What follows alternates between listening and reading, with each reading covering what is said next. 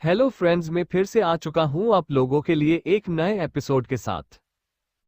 तो hello guys, मैं हूं राज और आप लोग देख रहे हैं राज द स्टोरी। तो आज का वीडियो शुरू करने से पहले मैं आप लोगों को बता दूं, अगर आप लोग चैनल पर नए आए हो तो प्लीज़ चैनल को लाइक सब्सक्राइब एंड कमेंट जरूर कर देना। तो शुरू करते हैं आज का स्टोरी, तब तक के लिए बाय बाय। CH-224 विश्वतरु। शौर्य आंखें फाड़कर पैनल की जानकारी को देख रहा था और उसे समझने की कोशिश कर रहा था। पैनल पर एक लंबी चौड़ी घटना को वर्णित किया था। लाखों सालों पहले जब देवताओं और दानवों ने समुद्र मंथन किया था तो उस मंथन में 14 रत्न निकले थे। इन रत्नों में से एक था एक वृक्ष जिसे कल्पवृक्ष भी कहा जाता था। इसी कल्पवृक्ष को स्वर्ग में स्थान प्राप्त हुआ और देवताओं ने भी उसका सम्मान किया था। पर एक दिन धरती पर प्रचंड संकट आ पड़ा और धरती का अस्तित्व ही खतरे में पड़ गया। 9 ग्रहों को भी इसका बहुत नुकसान हुआ था। ये संकट था भगवान महादेव के तीसरे नेत्र का जन्म। इसी वजह से संपूर्ण सृष्टि विनाश के कगार पर पहुंच गई। जब महादेव की क्रोधाग्नि शांत हुई तो उन्होंने धरती की हालत देखी जो बेहद भयावह हो चुकी थी। पृथ्वी पर ऐसी तबाही मची थी जैसी किसी ने कल्पना भी नहीं की थी। इससे पृथ्वी को उभरना लगभग नामुमकिन था। पृथ्वी को इस हालात में महादेव से देखा नहीं गया और उन्होंने स्वर्ग से कल्प वृक्ष को निकालकर उसे धरती पर स्थापित कर दिया। उसके ऐसा करने से पृथ्वी पर जो जहरीली जलवायु फैली थी वह कल्पवृक्ष ने सोख ली और शुद्ध जलवायु को पृथ्वी पर पुनः निर्मित कर दिया। सतयुग काल में यह वृक्ष पुनर्तः ऊर्जा से प्राण था और आनंदी रहता था। त्रेता युग में इसके अंदर कुछ बदलाव आने लगे और कुछ पत्ते इसके झड़ गए। द्वापर में इसके आधे से ज्यादा पत्ते झड़ गए थे और अब कलयुग में इसका सिर्फ एक फूल, एक पत्ता और एक टहनी रह गया था।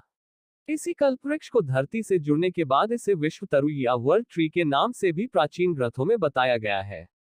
शौर्य ने ये सुना तो उसके चेहरे पर एक मुस्कान आई। समुद्र मंथन के 14 रत्नों में से एक ये वृक्ष शौर्य को देखने की बहुत ज्यादा इच्छा हो गई थी। ये वृक्ष कई योगों का साक्ष था और अब इसे मदद की जरूरत थी। शौर्य ने पूरी जानकारी पढ़ ली और रानी क्लियो को देखते हुए बोला, रानी क्लियो, क्या आप मुझे थोड़ा स्पष्ट तरीके से बता सकते हैं कि आखिर विश्वतरु को क्या समस्या है?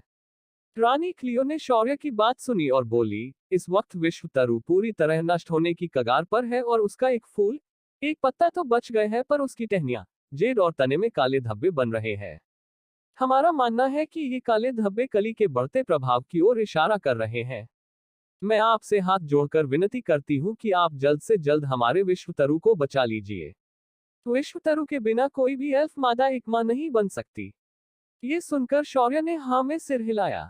इधर अद्विका भी रानी क्लियो को ध्यान से देखे जा रही थी। तभी शौर्य कुछ सोचते हुए बोला, लेकिन आपको ऐसा यौन लगता हो कि मैं इस पेड़ को बचा सकता हूँ?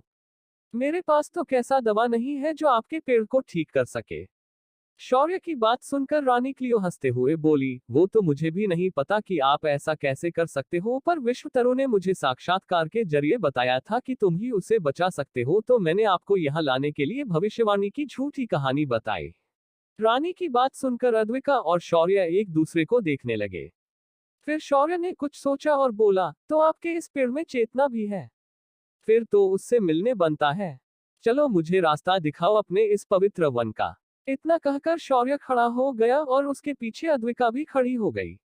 तभी एल्फ रानी ने हिचकिचाते हुए कहा, महोदय शौर्य, माफ कीजिए पर वहां आपको अकेले ही जाना होगा और मैडम अद्विका को यहीं रुकना पड़ेगा। ये सुनकर अद्विका के माथे पर बल पड़ गए। तभी शौर्य ने उसका हाथ दबा दिया और उसे कुछ न कहने का इशारा किया। अद्विका शांत होकर वापस बैठ गई। रानी क्लियो ने बाहर से 2 एल्फ लड़कियों को बुलाया और उन्हें अद्विका को दिखाते हुए अपनी एल्वन भाषा में कुछ समझाया और वो दोनों लड़कियों के चेहरे पर सख्त भाव आ गए। दिन लड़कियां अद्विका के पास आकर खड़ी हो गई मानो वो उसे वहीं पर बैठे रहने के लिए कह रही हो। रानी क्लियो ने आगे बढ़ते हुए शौर्य का हाथ थामा और कहा, महोदय शौर्य, आप चिंता ना करें, मैडम अद्विका की अच्छे से यहाँ खातिरदारी की जाएगी, आप मेरे साथ उस पवित्र वन की तरफ चलिए। शौर्य ने उसके हाथ का स्पर्श होते ही अपना हाथ झटक दिया और बोला, रानी साहिबा, आप आगे चलिए और मेरा मार्गदर्शन करें, मैं आपके पीछे ही आ रहा हूँ। इतना कहकर शौर्य ने दोनों के बीच कुछ दूरी बनाई और फिर उसके पीछे पीछे चलने लगा। इधर अद्विका को कुछ अजीब महसूस होने लगा था। वह बाहर जाने के लिए अपनी जगह से उठाने लगी, तभी 2 एल्वन लड़कियों ने उसके गले पर तलवारें रख दी और उसे अपनी जगह से हिलने से मना किया। इधर शौर्य रानी की पीठ को इस वक्त जी भर कर देख रहा था और उसकी सुंदरता पर मोहित हुए जा रहा था। रानी क्लियो भी शौर्य को पूरी तरह रिझाने की कोशिश में लगी थी। जंगल से बाहर निकलकर दोनों भी एक झील के पास पहुंच गए और शौर्य ने देखा कि उसी जगह पर एक सूखा हुआ विशालकाय पेड़ खड़ा था। वह लगभग मर चुका था, पर उसके ऊपर सिर्फ एक गुलाबी रंग का पत्ता बचा हुआ था और एक हल्के गुलाबी रंग का फूल था। उस पेड़ के आसपास की सारी घास सूख चुकी थी। झील का पानी उसके इतने नजदीक से गुजरने के बावजूद वह पेड़ सूखा था। शौर्य ने उसके बाद आसपास के इलाके को देखा, मगर आसपास का सारा इलाका हरा भरा दिख रहा था। शौर्य को अभी भी कुछ नहीं समझ में आ रहा था। तभी सिस्टम, जो शौर्य से रूठी थी, वह शौर्य के शरीर से बाहर निकल आए और उस पेड़ के पास चली गई। हवा में तैरते हुए उसने उस पेड़ के तने को छुआ और उसके ऐसा करते ही उस तने के अंदर से एक रोशनी निकली और फिर धीरे धीरे सिस्टम के सामने आकर एक छोटी बच्ची के आकार में बदल गई। उस बच्ची का चेहरा झुर्रियों से भरा हुआ दिखाई दे रहा था। उसके शरीर पर काले दाग जगह जगह दिखाई दे रहे थे। वह लड़की कम बूढ़ी औरत ज्यादा दिखाई दे रही थी। उसके सफेद बाल और चेहरे पर फैले काले दाग बेहद डराने वाले दिखाई दे रहे थे। उस लड़की की आकृति देखते ही शौर्य समझ गया कि ये उसी कल्पतरू का इंसानी रूप है। सिस्टम ने उसे देखते ही गले लगा लिया और सिस्टम के आंखों से आंसू निकलने लगे। शौर्य भी धीरे धीरे उन दोनों के पास पहुंच गया और उसने उस बच्ची के सिर पर हाथ फेरते हुए पूछा, क्या वो तुम ही हो जिसने मुझे यहाँ बुलाया है? ये सुनकर वह लड़की अपने जुर्रीदार चेहरे में दबी आंखों को बड़ा कर कर शौर्य को देखने लगी।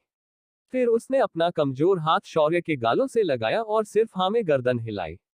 शौर्य ने विश्वतरु का ध्यान से निरीक्षण किया और सिस्टम को देखते हुए पूछा, सिस्टम, क्या तुम मुझे बता सकती हो कि इसे असल में क्या हुआ है? शौर्य का सवाल सुनकर सिस्टम ने मुंह फूला लिया, पर जब उसने उस छोटी बच्ची को देखा तो वह बोल पड़ी, दुनिया में अंधेरे का प्रभाव बढ़ने के कारण इसकी जड़ों पर भी असर हुआ है, पर नियम के अनुसार इसकी ऐसी हालत नहीं होनी चाहिए थी। इसका अस्तित्व चिरायु होता है और ये युगांतर के बाद भी जैसे के तैसे फिर एक बार सतयुग के आरंभ में ज्यों का त्यों ठीक हो जाती है। पर इस बार इसे किसी ने बाहरी तरीके से नुकसान पहुंचाया है। इसके जड़ों में किसी ने पाप का साया छोड़ दिया है। शौर्य ने ये सुना तो उसने उस पेड़ के जड़ों को देखा और हैरान हो गया। पेड़ के जड़ों में शौर्य ने एक दफन शरीर को देखा जो सड़ चुका था। ये शरीर किसी एल्फ कबीले के औरत का था। शौर्य ध्यान से उस शरीर को देखा और फिर उसकी भौहें सिकुड़ गई। उसने उस विश्वतरु की इंसानी रूप को देखा और कहा, क्या तुम ये बता सकते हो कि ये किसने किया है? शौर्य का सवाल सुनकर उस लड़की ने अपना सिर झुका लिया। फिर उसकी आंखें भर आए और वह बोली, मुझे पाप का भागीदार बनाया गया। मुझे उन लोगों ने श्राप में बांध दिया और मेरे सामने इस पाप को किया और मैं इसके बारे में किसी को नहीं बता सकी। शौर्य ने जब ये सुना तो उसका गुस्सा और ज्यादा बढ़ गया।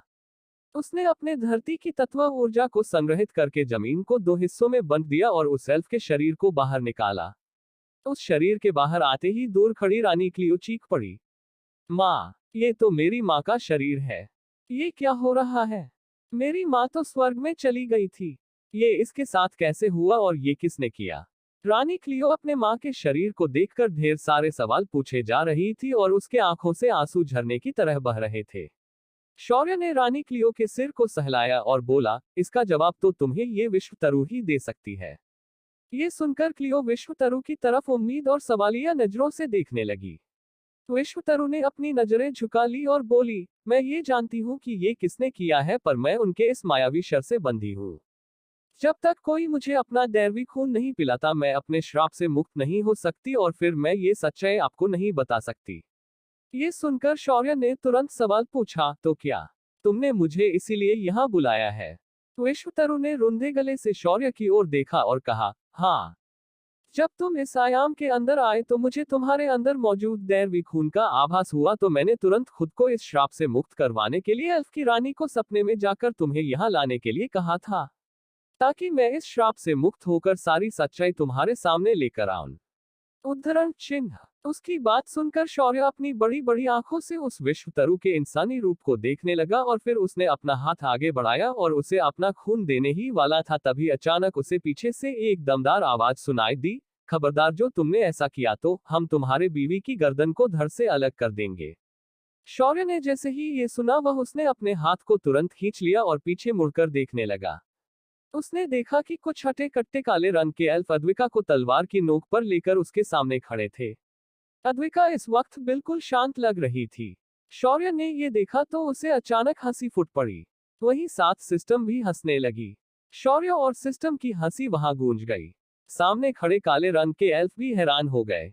तभी शौर्य अपने हंसी को कंट्रोल करते हुए बोला, तुम ही हाँ तुम लोग पागल हो या बेवकूफ मुझे पता नहीं, पर मैं एक बात बता दूं, तुम्हारी हाँ मौत बहुत डरावनी होने वाली है।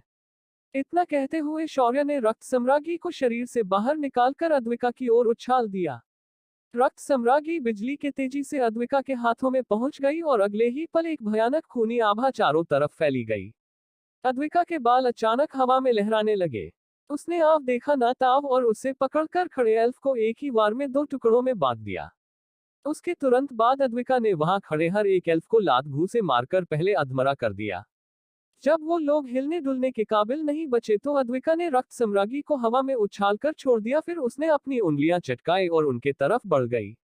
बहुत चूल मची थी ना तुम्हें, जो मुझे किडनैप करने के सपने देख रहे थे और मेरे पति को रोकना चाहते थे। चलो आज मैं तुम्हें मेरी असली ताकत दिखता हूँ। इतना कहते ही अद्विका के हाथ में एक छोटा लाल रंग का खंजर आ गया। उस खंजर में आग दहक रही थी। शौर्य ने आसमान की ओर देखा और बड़बड़ाया, हे भगवान, इन्हें जल्दी मौत देना हो सके तो। तभी एक डार्क एल्फ बोला, तुम हमारा कुछ नहीं बिगाड़ सकती, अगर तुमने हमें कुछ किया तो हमारे मालिक तुम्हें कहीं का नहीं छोड़ेंगे। लेकिन उसके इतना कहने के बावजूद अद्विका ने अपना खंजर उसकी आंखों में घुसेड़ दिया और उसके सिर के दूसरी तरफ से बाहर निकाल दिया। वह डार्क एल्फ वही का वही मारा गया। उसके बाद अद्विका ने एक एक करके हर उस एल्फ को असहनीय दर्द दिया और उनके शरीर के हर एक अंग को एक एक करके काटा। उनकी दर्दनाक चीखें उस झील के आसपास फैल गई। इस वक्त सभी डार्क एल्फ अपने लिए मौत को मांग रहे थे, पर वो उन्हें नहीं मिल रही थी। अद्विका ने अगले आधे घंटे तक उन्हें तड़पाया तरसाया, फिर उनकी मौत ज्यादा खून बह जाने से हो गई। इधर रानी क्लियो, जिसने पहले सोचा था कि उसने अद्विका को शौर्य से अलग करने का बंदोबस्त कर दिया है, अब उसके हाथ पैर कांपने लगे थे। उसे पता था कि उसके भेजे लड़कियों के साथ क्या हुआ है। अद्विका मुस्कुराते हुए खून से भरे चेहरे के साथ शौर्य की तरफ बढ़ रही थी। शौर्य ने उसे अपने पास आते ही गले से लगा लिया और उसे शांत होने के लिए कह दिया। अद्विका का गुस्सा भी शांत हो गया, पर उसने एक नजर रानी क्लियो की ओर डाली और बोली, रानी साहिबा, अगली बार ऐसी बच्चों जैसी हरकतें ना करे। हम सब बड़े लोग हैं। इस बार सिर्फ मैंने उनके हाथ पैर काट दिए हैं, पर अगली बार पूरी की पूरी एल्फ जाति इस धरती से मिट जाएगी। रानी क्लियो को उसके रीढ़ की हड्डी में अचानक ठंडक महसूस हुई और वह अपने घुटने पर बैठ गई। उसने अपने हाथ जोड़े और अद्विका से माफी मांगी। इन बातों से अनजान शौर्य को कुछ समझ नहीं आया। आखिर में उसने उन्हें नजरअंदाज करके अपना मोर्चा फिर एक बार विश्वतरु की ओर किया और उसके बॉस जाकर उसने अपने अंगुल से अपना सुनहरा खून निकालकर उसके मुंह में डाल दिया। शौर्य के ऐसा करते ही उस बच्ची का झुर्रीदार चेहरा बदलने लगा। उसका चेहरा बच्चे की तरह कोमल बन गया और उसके सफेद बाल हरे रंग के हो गए। उसके शरीर के ऊपर से सारे काले दाग नष्ट हो गए। इधर पेड़ में भी ऐसे ही बदलाव होने लगे थे। उसकी सारी टहनियां ताजा हो गई थी। उसका तना जो काले रंग से ढक चुका था वह भी अब एकदम से हरा हो गया था। पेड़ के ऊपर एक पत्ती और एक फूल के अलावा बाकी कोई बदलाव नहीं आए, पर बरगद की पेड़ की तरह उसके ऊपर लंबी लंबी लताएं बढ़ने लगी। शौर्य ने ये सारे बदलाव ध्यान से देखे, फिर उसने विश्वतरु के इंसानी शरीर की ओर देखा और सवाल किया, क्या अब तुम मुझे मेरे सवाल का जवाब दे सकती हो? क्या राज था रानी क्लियो के मां के मौत का? क्या हुआ था बाहर बाकी एल्फ के साथ? क्या बताने वाली है विश्वतरु शौर्य को?